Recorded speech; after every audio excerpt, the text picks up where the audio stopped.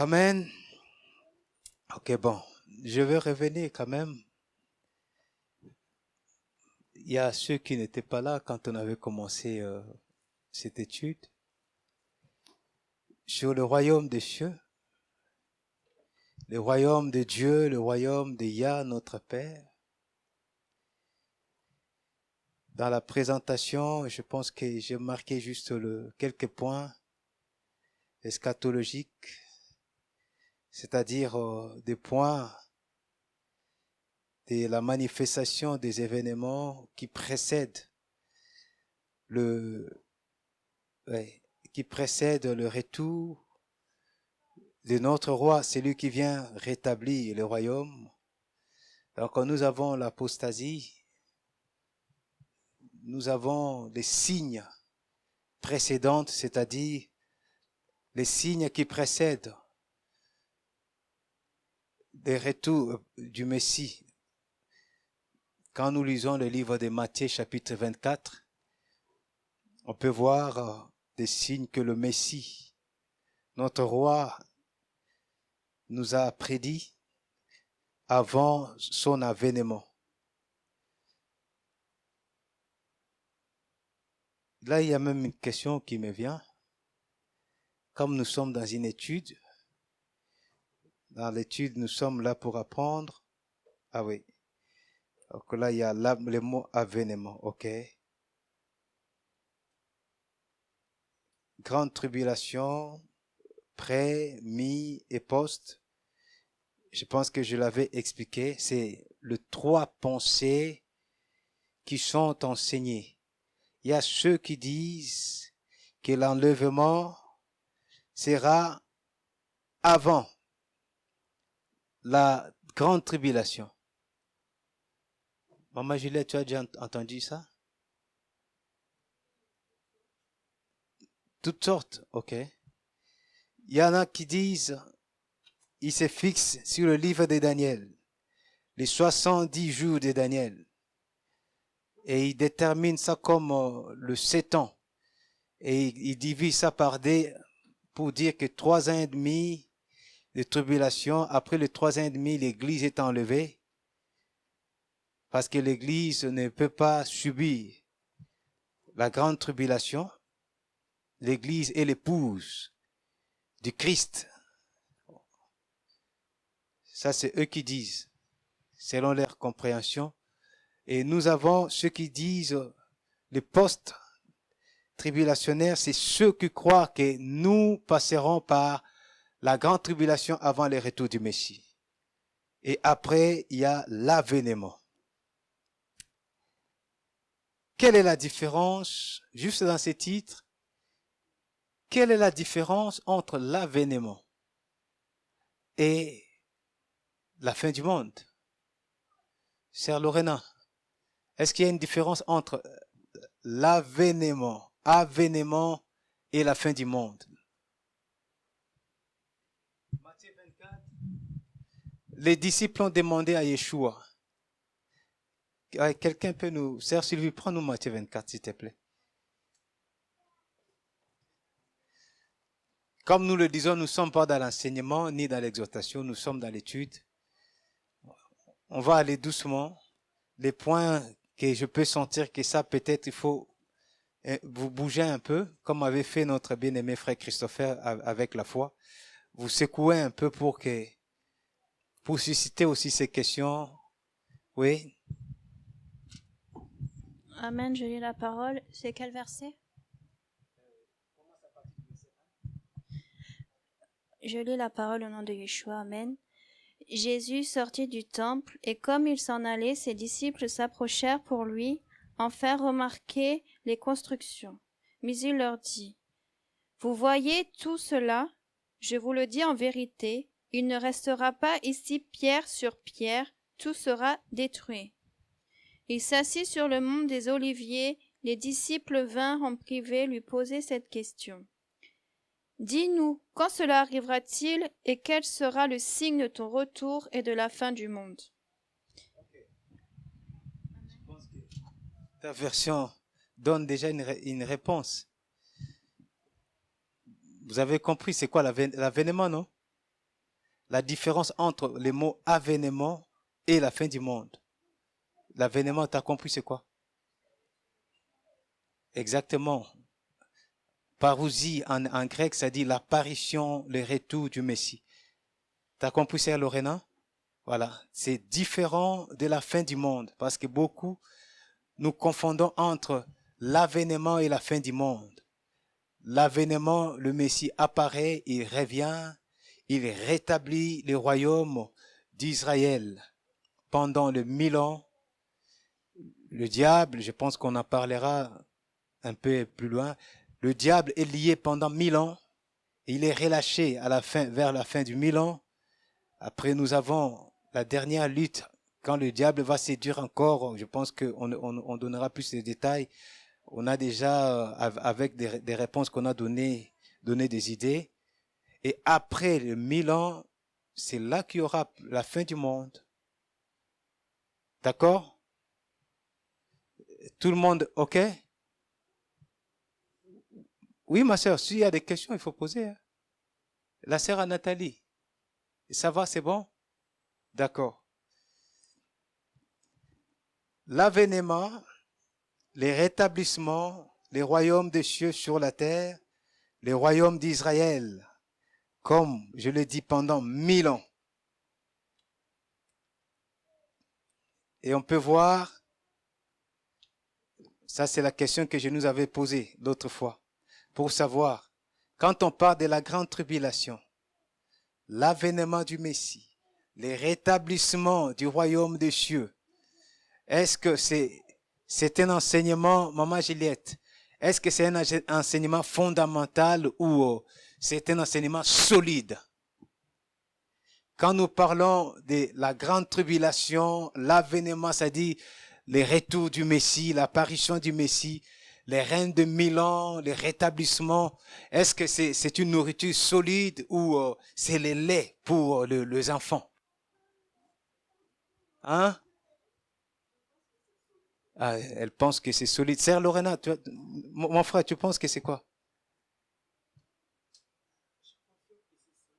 Ah, il confirme que c'est solide. Alléluia. Non, pas la sœur Déborah. La sœur Lorena. Sœur Lorena, tu peux donner ta réponse à toi? Non, pas le frère Christophe. Pour moi, c'est fondamental. Ouais. Maman Juliette, c'est des enseignements fondamentaux. Hein? C'est même pas solide. En réalité, nous, on pense que c'est solide parce qu'on s'est trop éloigné de la vérité. On nous a volé réellement l'évangile du royaume. Si on nous avait réellement prêché, annoncé l'évangile du royaume, s'il y a des premières choses qu'on devait connaître, maîtriser, c'était tout ça. Oui, c'était vraiment tout ça qu'on devait connaître. Qu'est-ce que c'est le royaume des cieux, la tribulation, c'est voilà, ainsi de suite. Sœur Sophia, ça va? Une question? D'accord. Hein? Voilà. Oui, maman Juliette.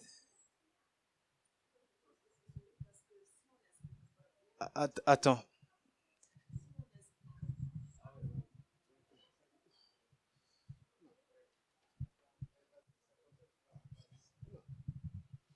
Oui, parce que si on n'explique pas bien, il y a une grande confusion. Par exemple, le règne de 1000 ans sur la terre, je ne pense pas que beaucoup de gens soient conscients de cela.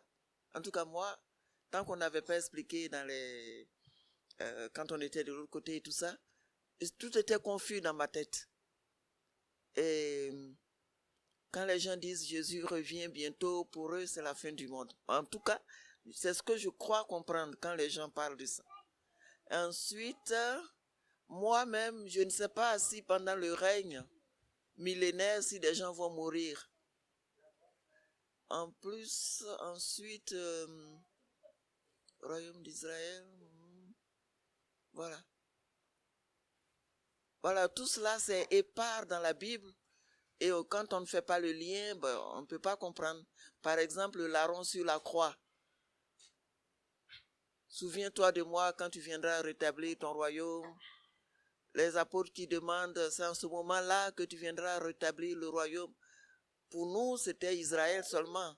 Je ne comprenais pas ce que c'était. Donc je pense que quand on explique, c'est une nourriture solide. Ce n'est pas à la portée de tout le monde.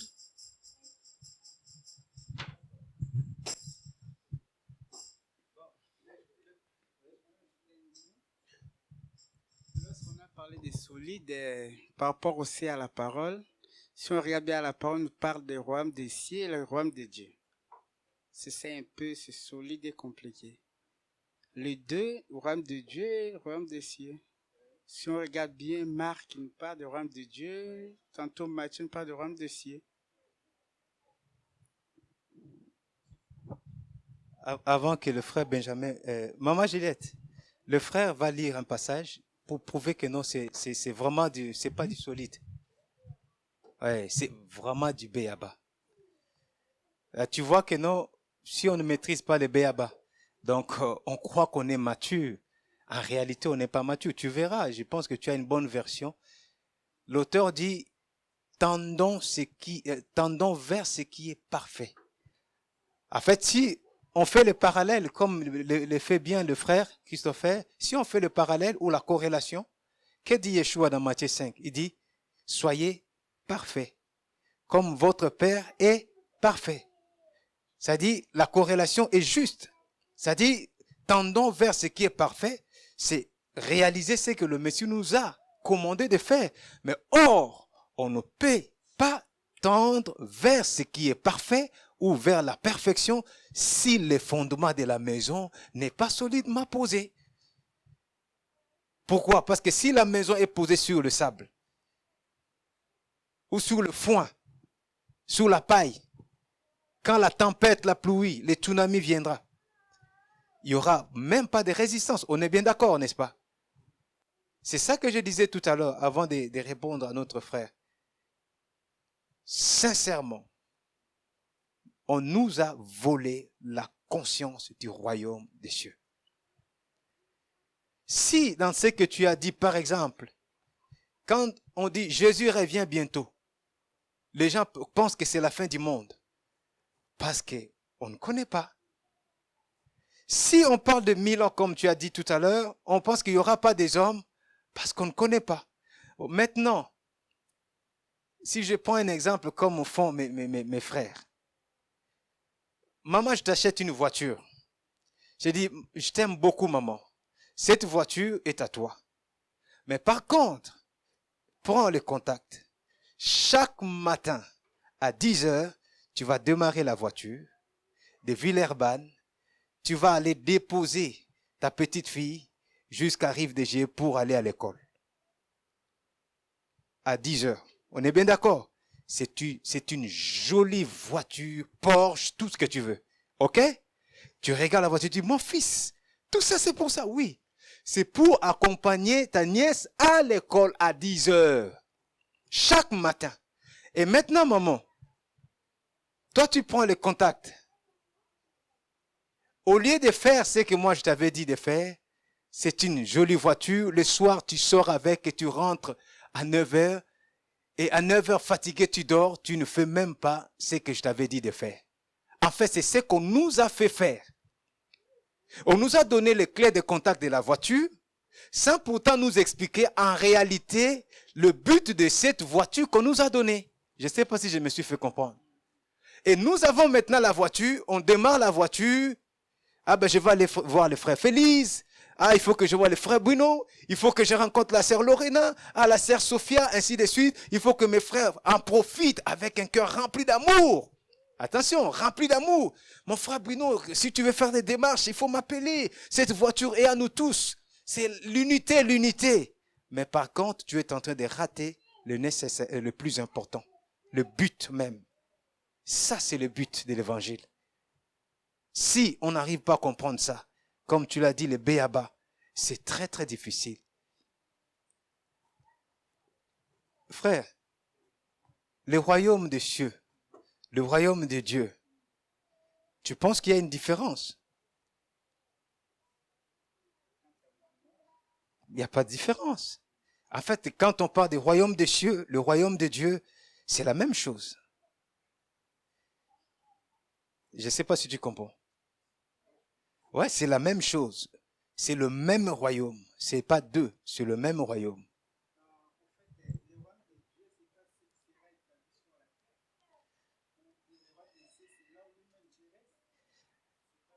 Déjà, il faut comprendre le royaume. C'est là où Dieu habite au ciel. C'est ça le royaume des cieux. Mais le royaume de Dieu, c'est pas ce qui sera établi sur la terre. Donc, c'est une question. Oui, c'est une question, il n'y a pas de souci. Nous sommes dans l'étude. C'est une bonne question. Tu voulais répondre, ma soeur? Vas-y, lance-toi. C'est la même chose, en fait, le royaume des cieux, le royaume de Dieu. Il y aura un royaume sur le royaume de 1000 ans sur terre, où nous allons gouverner avec Yeshua, régner avec Yeshua, pardon.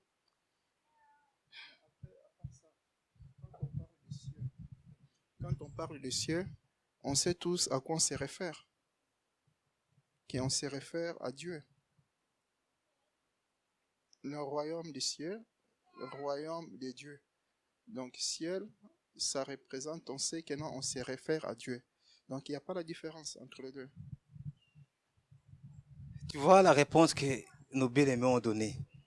En fait, quand on dit que non, on doit aller doucement ici. On y va doucement. On n'est pas pressé.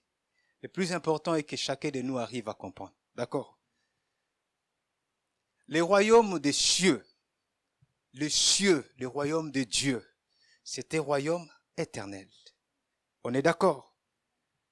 Alors, le Dieu qui règne au ciel et sur la terre avait fait que son règne soit au ciel et aussi sur la terre. Il régnait au ciel sur les êtres spirituels saints vivant au ciel et sur les êtres humains vivant sur la terre.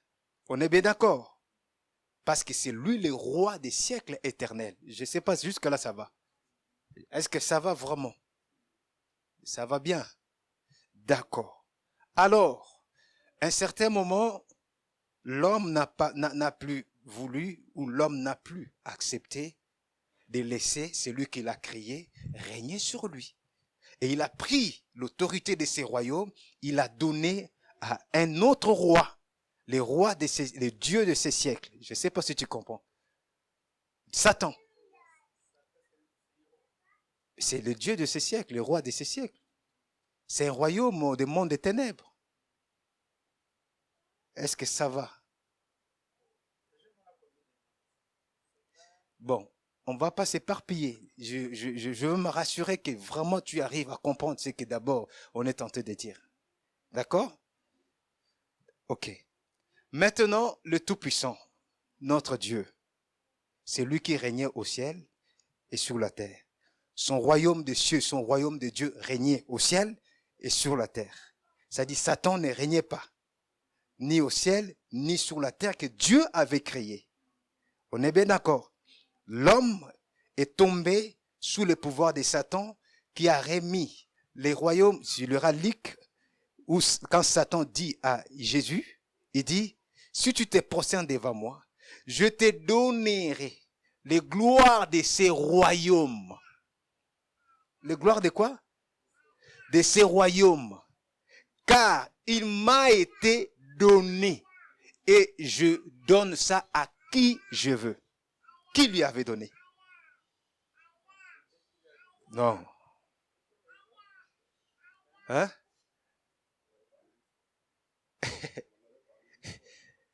Tu vois, il a oublié, il faut...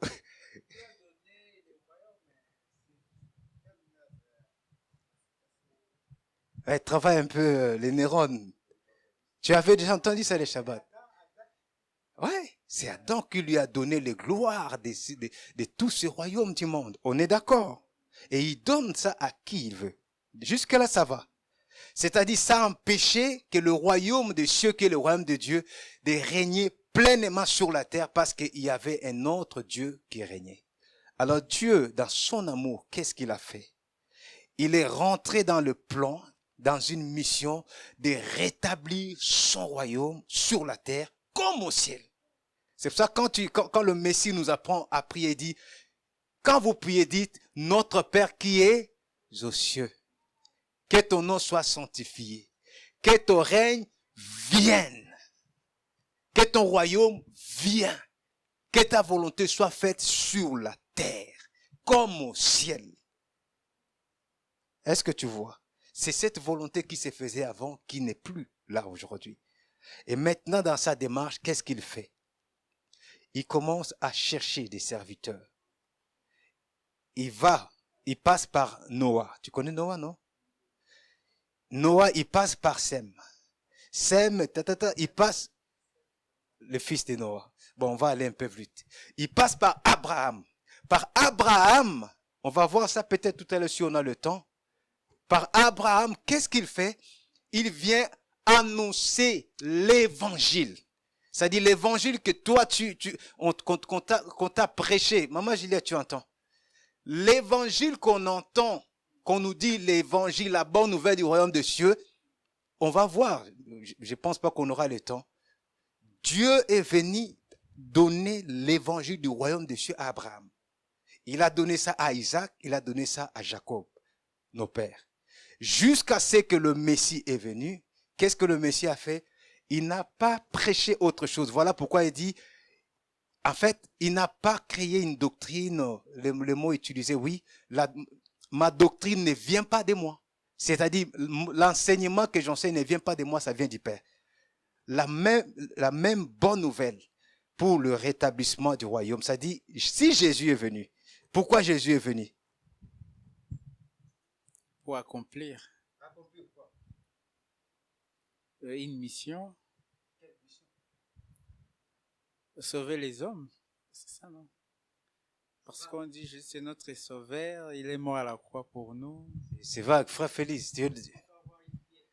Ben, c'est vague. C'est pas, bon, je vais pas aller dans la polémique. Mais ça peut créer une polémique. Alléluia. On commence à en avoir aussi l'habitude. Amen. Ah, là, tu commences par contre à avancer. En réalité, il faut aller, si tu veux aller dans l'objectif, la mission de Jésus, c'était quoi? Je ne dirais pas moi que Jésus est venu pour sauver les hommes. Est-ce que je risque de vous choquer? Je vous dis, c'est pas le frère, c'est moi qui vais vous choquer. Maman Juliette, si je dis que Jésus, Yeshua, n'est pas venu pour sauver, n'est pas venu, sa mission n'était pas pour sauver les hommes. Bon, c'est différent si je dis il n'est pas venu pour sauver les hommes. Non, pas ça. Sa mission n'était pas pour sauver des hommes. Sœur Nathalie, qu'est-ce que tu dis? Comme ci, comme ça. Sœur Sophia. Non, on parle de la mission.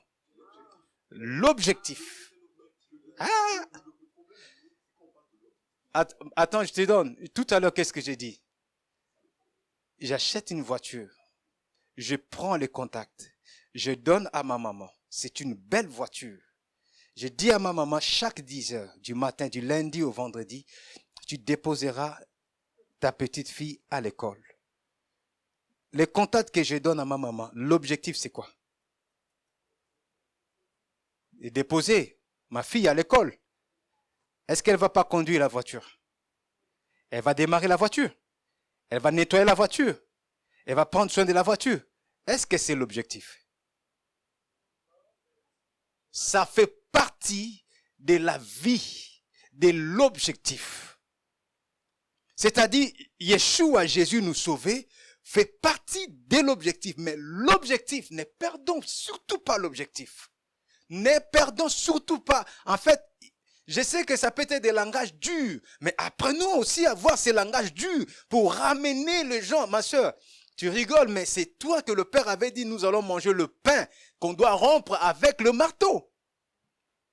On est bien d'accord. Si on doit rompre le pain avec le marteau, disons la vérité. Yeshua n'est pas venu seulement pour nous sauver, mais son objectif, il est venu pour rétablir le royaume de son Père.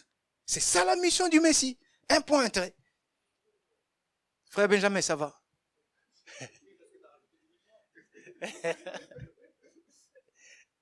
Oui, maman Gillette.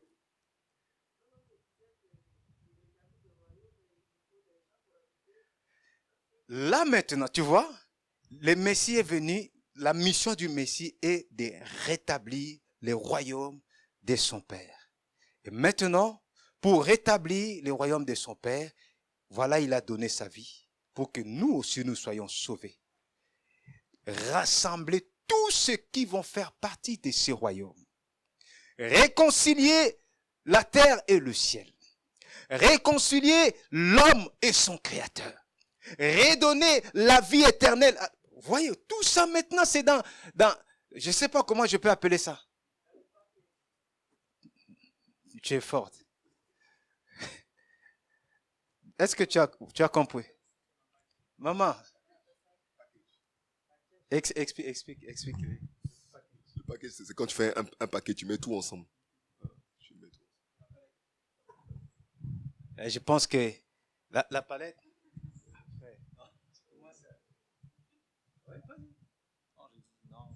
La palette, c'est-à-dire on met la marchandise, tout ça pour la charge d'une palette.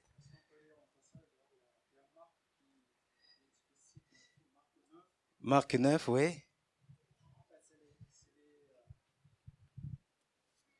Ça va pas marcher avec mon masque. C'est les disciples qui posent une question. Les disciples au verset 11, Marc 9, 11. Les disciples lui firent cette question. Pourquoi les scribes, c'est ceux qui écrivent, qui recopient les écrits, qui enseignent aussi. Donc ça veut dire qu'ils connaissent la Torah. Pourquoi les scribes disent-ils qu'il faut qu'Élie vienne premièrement? Alors Yeshua leur répondit, Élie viendra premièrement et il rétablira toutes choses. Et pourquoi est-il écrit du Fils de l'homme qu'il doit souffrir beaucoup et être méprisé? Donc, en fait, le plan de la souffrance entre dans le plan du rétablissement. Donc, c'était juste pour appuyer. En fait, la souffrance, c'est par la souffrance qu'il va rétablir le royaume de Dieu. Et donc, la souffrance, de par cette souffrance-là, il va racheter des hommes qui vont faire partie, qui vont entrer dans ce royaume qui doit être rétabli. Au verset 13, il dit, mais je vous le dis qu'Élie est venu et qu'ils l'ont traité comme ils l'ont voulu, selon qu'il est écrit de lui. Donc en tout cas ici, voilà, Élie devait venir, mais c'est la deuxième partie du verset 12, c'est pourquoi il est écrit du Fils de l'homme qu'il doit souffrir beaucoup et être méprisé en ce qui concerne le rétablissement du royaume de Dieu. Le Fils de l'homme doit souffrir. La finition de sa souffrance, c'était quoi? Ok, la mort. Est-ce que tu peux comprendre la souffrance, la mort, en corrélation avec le royaume des cieux? Je pense qu'il faut aller chercher 1 Corinthiens 15. Qu'est-ce qu'il est dit dans 1 Corinthiens 15? Le premier à Adam et le dernier Adam. Vous voyez un peu cette corrélation? C'est-à-dire le mal est venu par le premier Adam qui était devenu un être vivant, mais le Messie, le dernier Adam qui est devenu un esprit vivifiant pour donner la vie au royaume du Père, rétablir encore le royaume du Père. Frère Cédric, tu voulais dire quelque chose tout à l'heure?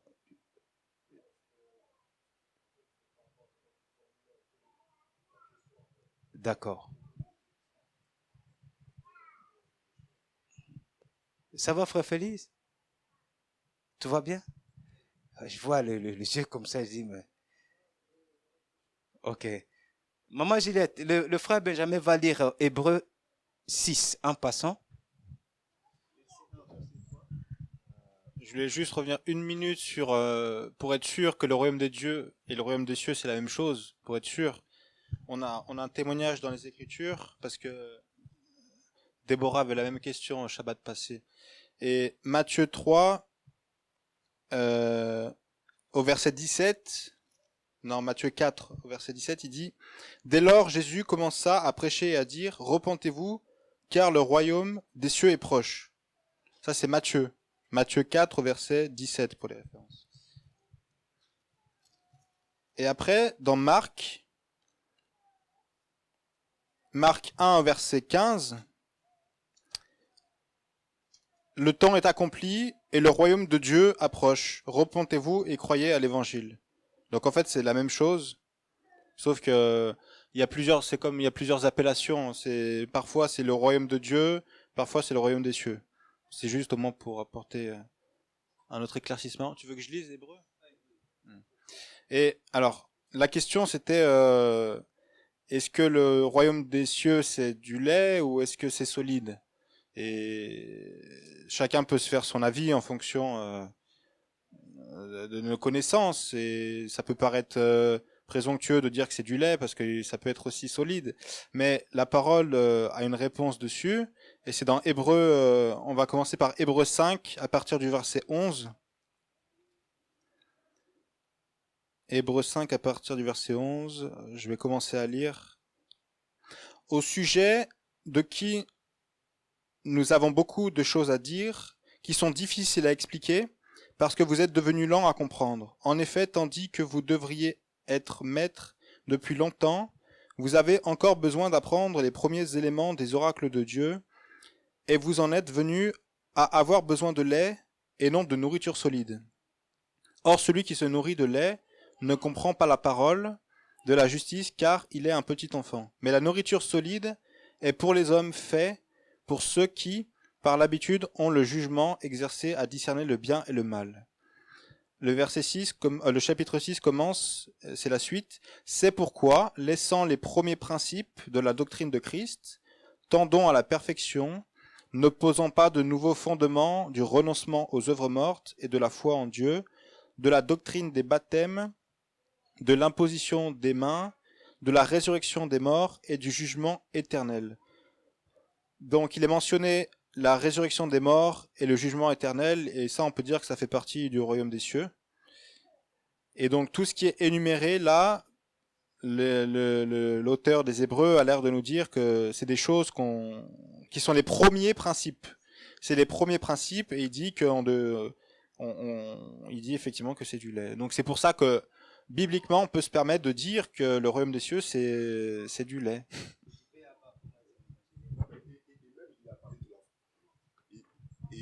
Et même, il a parlé de la foi en Dieu. Même, on voit que sur l'affaire de la foi en Dieu, nous ne sommes même pas tous d'accord. On a pu le voir. On a même pu voir que même sur la foi en Dieu, c'est ce que le frère a expliqué ici, sur l'objectif de pourquoi Dieu a fait toutes ces choses-là et pourquoi nous passons par toutes ces tribulations. Même sur l'objectif de la foi en Dieu, nous ne sommes pas d'accord. Et le Seigneur nous dit que ça, c'est du lait. Et que si ces choses-là ne sont pas encore maîtrisées, comment est-ce qu'il peut nous faire aller vers des choses encore plus profondes? Ouais. Et même, il dit, ça, il faut qu'on laisse. Il dit, laissons ces choses-là. Parce qu'il n'y a pas besoin de revenir encore sur ces choses qui sont tellement simples. Et nous-mêmes, au jour d'aujourd'hui, on voit bien que sur ces choses simples, on n'est pas d'accord. Alors, comment le Seigneur peut nous emmener encore vers des choses encore plus grandes? Ça, c'est la question que l'Épître pose. Amen. Faisons un effort par la grâce du Tout-Puissant.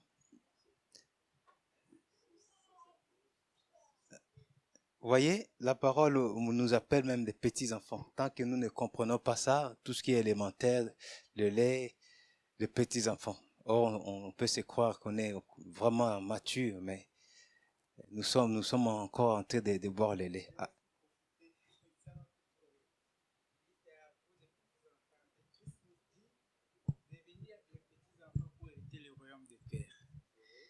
Il a dit, si nous ne devenons pas comme les petits-enfants, nous n'allons pas entrer dans le royaume.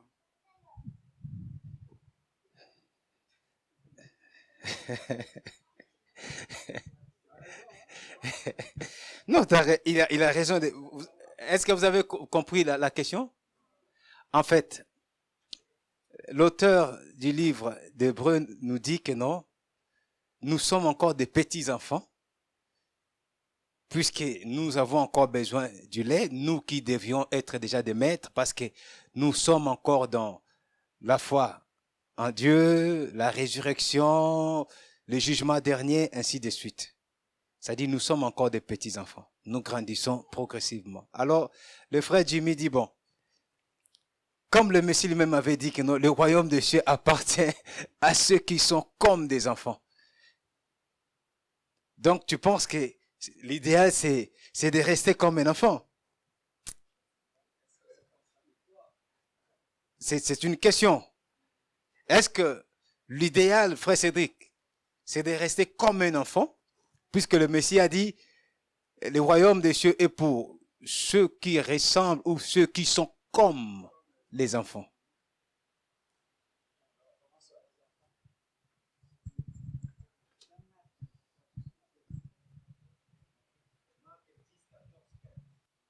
Là, on nous dit comme des enfants dans le sens où l'enfant, il fixe son regard sur son père avec l'obéissance. C'est pas quand il commence à prendre des décisions selon lui-même. Parce que là, c'est plus devenir enfant.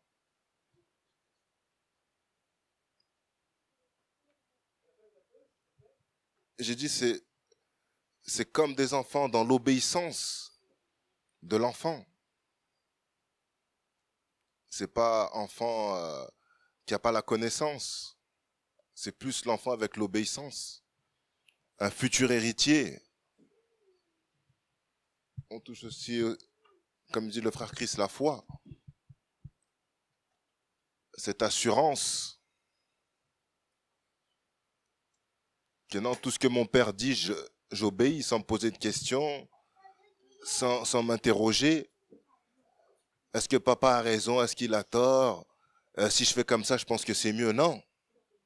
Comme mon père, il me dit, Cédric, passe la peinture. Je passe la peinture, c'est tout. Je dis pas, papa, peut-être l'année prochaine, ou on verra.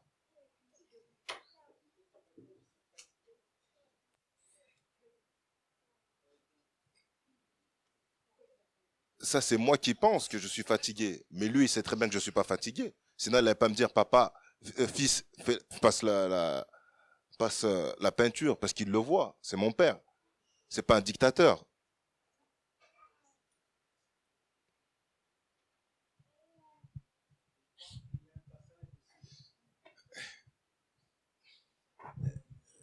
Ouais, la question, vous voyez, la question est bonne. J'aime cette question. Il y a un passage où il dit, si vous ne devenez pas comme. Matthieu 18, tu l'avais déjà. Si vous ne devenez pas comme des enfants, vous ferez quoi? En fait, le royaume. Là, il parle du royaume. Mais c'est différent. Pourquoi j'aime ta question? En fait, la question du frère, même si ça ne va pas dans la direction des petits enfants du livre des Hébreux, mais je pense que ça va même nous interpeller. La manière qu'on peut entrer dans le royaume, qu'on peut demeurer dans le royaume. Déjà, c'est pas la même chose. Hébreux qui nous dit que nous sommes des petits enfants, et le frère l'a dit tout à l'heure, il dit, vous qui deviez devenir des maîtres déjà. C'est-à-dire, on devait déjà avoir la maturité de commencer à transmettre aux autres, d'enseigner aux autres, de se nourrir de la nourriture solide. Mais nous en sommes encore dans le b.a.-ba. C'est-à-dire dans le lait. C'est-à-dire, un enfant, toi tu viens du Congo, tu connais bien les chikwang. Un bébé, tu ne peux pas lui donner les chikwang. Un bébé, tu ne peux pas lui donner les acheke. Tu ne peux pas lui donner les ndolé pour ceux qui viennent du Cameroun. Tu ne peux pas lui donner en France la nourriture solide. Là, tu ne peux pas donner à un bébé la choucroute. Est-ce que tu vois? Tu ne peux pas donner à un bébé des gratins dauphinois, c'est ça, non? Hein, c'est Sylvie? Des quiches. Tu peux pas donner un bébé des quiches. C'est le lait. Or, pour une personne qui est mature, c'est cette personne qui va manger des quiches, qui va manger des chikwang, qui va manger des choucroutes, qui va tout manger, tout ce que son père va lui donner de manger. Pourquoi? Parce qu'il va bien digérer ça. Et c'est ça, la maturité. Donc, on dépasse le niveau du lait. On arrive à la nourriture solide. Mais par contre, regardez la question du frère. En fait, pour arriver à la maturité, pour manger ce qui est solide, en réalité, il faut être comme un enfant. Non, c'est pas ça que je veux dire. On passe par le lait avant d'arriver à ce qui est solide. Mais pour arriver à ce qui est solide, il faut être comme un enfant. Comme un enfant. Pas un enfant. Exact. Tu fais confiance. Vas-y. Parce que le Seigneur Yeshua, il est comme un enfant. Il dit, mais je fais pas ce que moi je veux, je fais ce que mon Père veut. Ça, c'est comme un enfant, mais c'est pas un enfant. En fait, les principes... Oui, maman.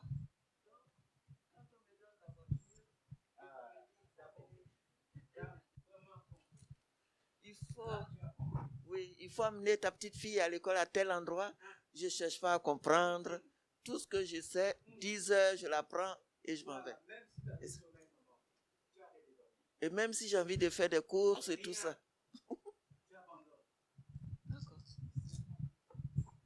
Non, et c'est tellement vrai que ce passage-là, on peut faire du bien à... Je suis pas venu à 10 heures, mon frère, prendre ma nièce, parce que le frère Jimmy avait besoin de moi à 9h30 pour un truc plus urgent. Mais comme je l'aime, j'ai préféré retarder ce que tu m'avais dit de faire. Et vous voyez, pourquoi je dis que non, j'aime ces passages, c'est que le frère a évoqué. Si on ne devient pas comme des enfants, aucune maturité. Parce que maman, tu es maman. Tu as 3 enfants. Ok? Oui, maman. Je viens, je te piétine comme ça. Et tu as mal.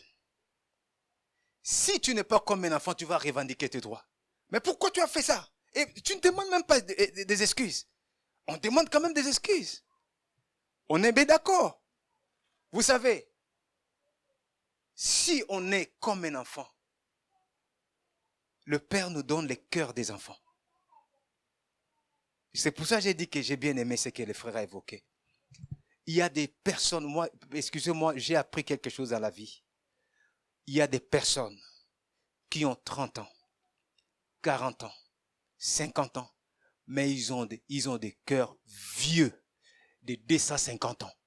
Un cœur qui ne pardonne jamais. Un cœur rempli d'orgueil, rempli de haine, rempli de rancune, rempli de mépris. Ça, c'est pas le cœur d'un enfant. Un enfant, tu la donnes la baffle maintenant, elle pleure. 5 minutes après, elle revient. Maman, papa, est-ce que tu lui as demandé pardon? Rien. Et ça, c'est un enfant. Hein? Rien. Elle n'a pas d'orgueil. Même quand il dit, ma fille, que tu es belle, mon fils, que tu es beau. Il fait des fiers.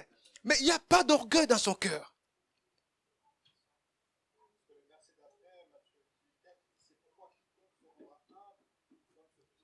Hey.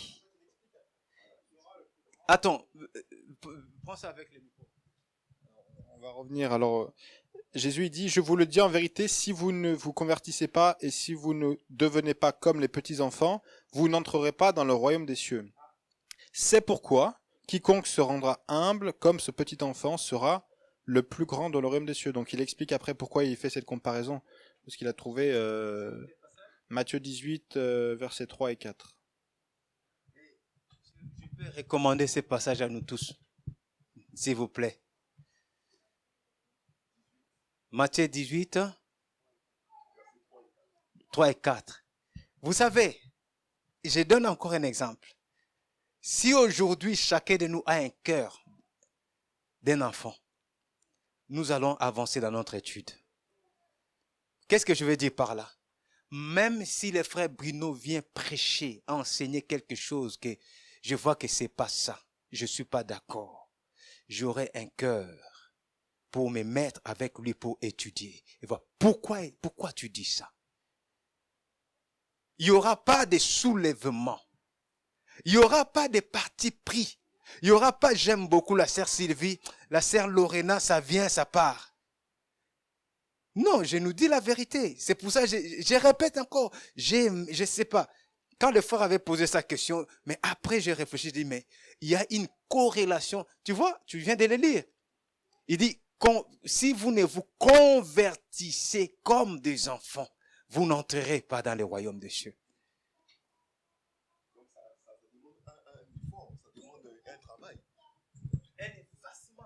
Ça demande un effort, un travail. C'est-à-dire que on ne devient pas naturellement comme des enfants, mais ça demande un effort. Et plus même on grandit dans la connaissance, plus on doit s'abaisser. Ça ramène à la question de Nicodème. Un homme peut-il entrer dans le sein de sa mère pour renaître? Voilà, donc toute la question de la nouvelle naissance est là.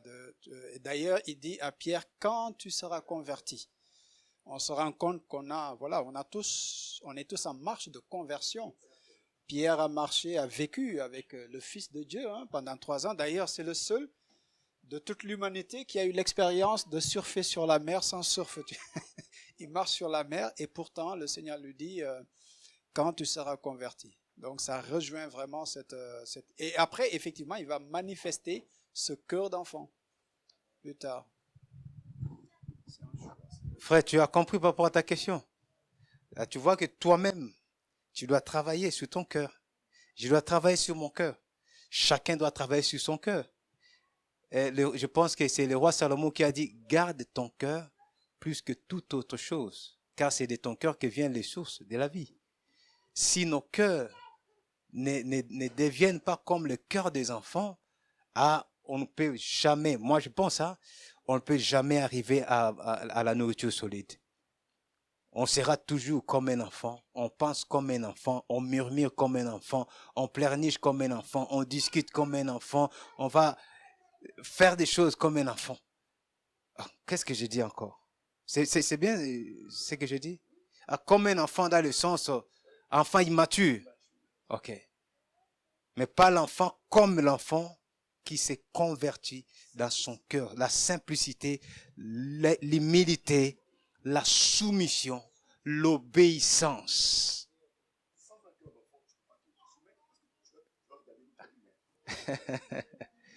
Ça c'est vrai.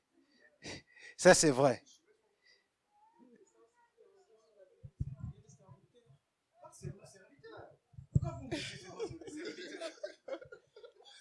Parce qu'aujourd'hui, on a du mal à trouver des assemblées qui demeurent dans l'unité. Parce qu'en fait, tous veulent garder la même position et tous veulent être au-dessus des autres. Personne ne veut servir comme un enfant.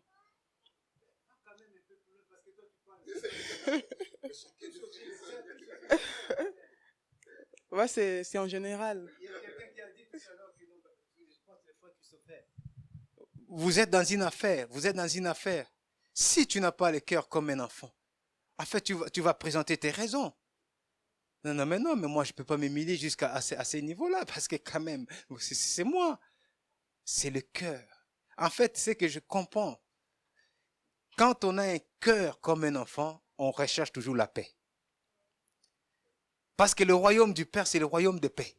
C'est le royaume de la justice. C'est le royaume de sainteté. Et c'est ça. Amen. Maman Gilles, c'est bon? Sœur Nathalie, tout va bien? Sœur Déborah, tout va bien? Il n'y a pas de question jusque... Ouais? Tu as dit? Ça ira.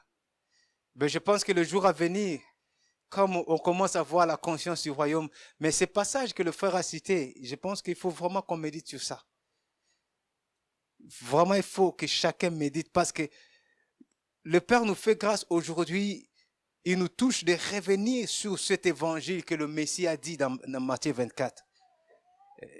Le Shabbat, où je ne sais pas, on avait une discussion quand on disait que non, l'évangile du royaume des cieux n'est pas prêché. Mais exactement, l'évangile qui est prêché, nous le savons très bien. Le frère Bruno nous a aidé le mercredi passé à comprendre que à 95%, l'évangile qui est prêché, c'est l'évangile du christianisme. On est bien d'accord? Et l'évangile du christianisme est différent de l'évangile du royaume des cieux. Ok, dans l'évangile du christianisme, on va nous parler de Yeshua, je n'en disconviens pas, de Jésus qui était mort pour nous, ainsi de suite. Mais c'est que le Messie souhaite qu'on parle de l'évangile du royaume des cieux en mentionnant sa personne dans le royaume de son Père, parce qu'il est venu pour ça. Et c'est ça qui nous ramène même cette conscience qu'on doit se convertir comme des enfants, vivre comme des enfants. Et regardez Acte 2, Acte 3, Acte 4, on voit des gens qui vivent comme des enfants. Ils sont en train de vendre leur terre. Ils sont en train de vendre leurs biens parce qu'ils veulent vivre ensemble comme des enfants. Et quand il y a des gens qui ont des cœurs, des vieilles ou des vieux, Ananias et Saphir, qui veulent mentir, ce n'est même pas Pierre qui va aller, non, le souffle, le Saint-Esprit va révéler leurs pensées, leurs projets. Et qu'est-ce qui va se passer? Ils vont mourir. La puissance du royaume des cieux. Amen. Bon, pour finir, qu'est-ce que c'est le royaume des cieux? On avait déjà vu ça, mais j'ai répété pour ceux qui n'étaient pas là. Qu'est-ce que c'est le royaume des cieux? Qu'est-ce que c'est le royaume de Dieu? Frère Jimmy, pour toi, le royaume de Dieu, c'est quoi?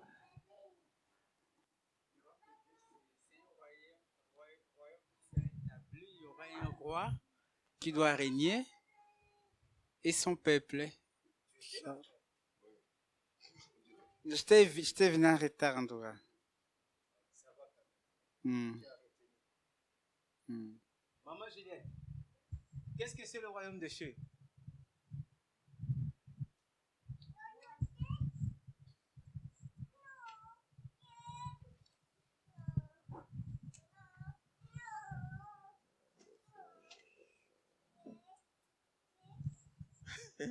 Le royaume des cieux, c'est le royaume de Dieu. Voilà.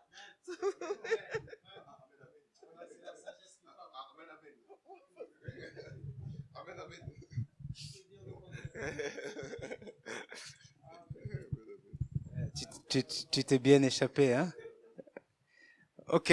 Donc, comme on avait dit, le royaume des cieux, c'est le royaume de Dieu. Ce n'est pas une boule. Ce n'est pas une maison qui tombe du ciel, mais c'est un vrai royaume. Vraiment un vrai royaume. C'est la conscience que le Père nous appelle aujourd'hui à prêcher, à enseigner au milieu de son peuple.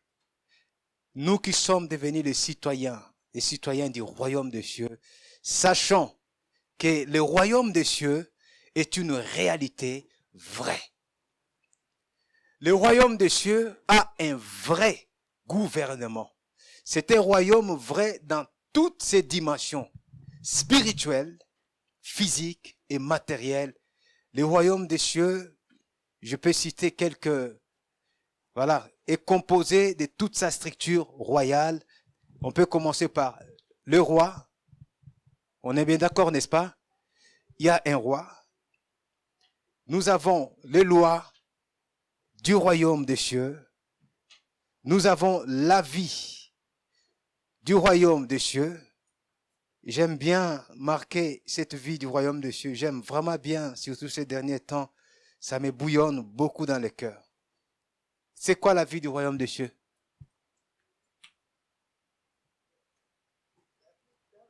La vie du... C'est-à-dire nous qui sommes... Ah voilà, c'est mal posé la question. C'est quoi le mode de vie du royaume des cieux? Notre mode de vie du royaume des cieux, c'est quoi? Hein? Ah. Non, pas là-bas. Non, fixe-toi sur Jean-Baptiste pour avoir la réponse. Qu'est-ce que Jean-Baptiste a prêché? Oui. Il a dit, répentez-vous, car le royaume des cieux est proche. Pourquoi on doit se repentir? Hein? Amen. C'est un royaume saint. Il n'y a pas d'impureté. L'apôtre Paul, dans Galates 5, mentionne ça. Il dit, tous ceux qui commettent de telles choses n'hériteront point le royaume des cieux. Et je pense que c'est le Messie qui dit dans l'Apocalypse, il n'entrera ni menteur, ni de souillé, ainsi de suite. Ça dit, c'est un royaume qui est saint. Et le mode de vie de ce royaume, nous l'obtenons par lui-même. L'autorité de ce royaume qui nous a dit, je suis saint. Vous serez aussi saint. Ça dit, la sanctification, et sans la sanctification, personne ne verra Dieu. Qui dit personne ne verra Dieu, ça dit, sans la sanctification, il n'y a pas l'entrée au royaume des cieux.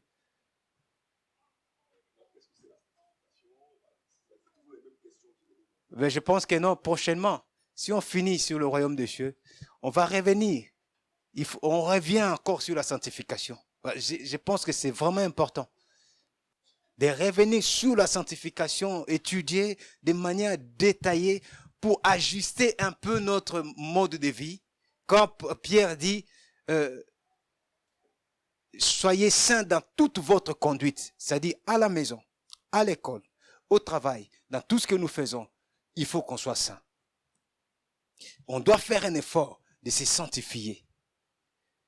Nous avons le territoire.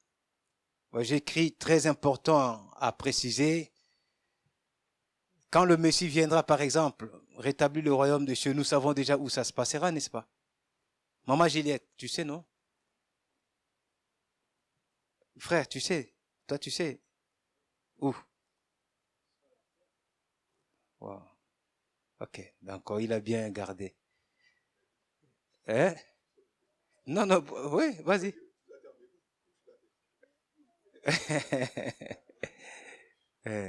Maman, je l'ai sur la terre. On va revenir, je pense. Là, c'est juste le point. Donc, ça sera sur la terre. Le 1000 ans sera sur la terre et non au ciel. Et tu l'avais mentionné tout à l'heure. Les princes qui régneront avec le Messie. Qui sont ces princes qui régneront avec le Messie? Qui sont ces gens qui vont régner avec le Messie?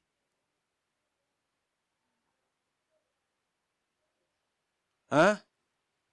Heureux et saints, ceux qui prennent part à la première résurrection, car ils régneront avec le Messie. La seconde mort n'aura pas pouvoir sur eux. Apocalypse. On va pas aller dans les détails. Il y a la population quand le Messie régnera. Est-ce que nous tous, est-ce qu'on le savait? Nous savons tous que quand le Messie va régner par la grâce avec nous pendant le 1000 ans, il y aura quand même un peuple qui sera là. Un peu de doute ou ça va? Ma soeur, ça va? Maman, ça va? Est-ce que tu sais que non, il y aura des gens qui n'ont pas cru au Messie qui seront là? Ça, tu le sais. Frère, tu le sais? Pas trop. D'accord. On va revenir. Hein? Je pense qu'on a déjà appris. Il y a l'armée, il y a l'esprit du royaume, la durée. Je pense que... Voilà. C'est des détails. Je pense que...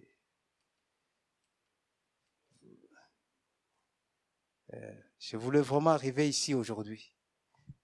On va revenir.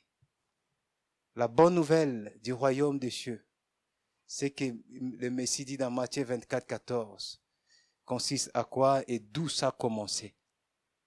Si vous m'accordez encore une grâce, on va y revenir. Amen. Je pense que, est-ce que ça va? Est-ce que il y a des questions?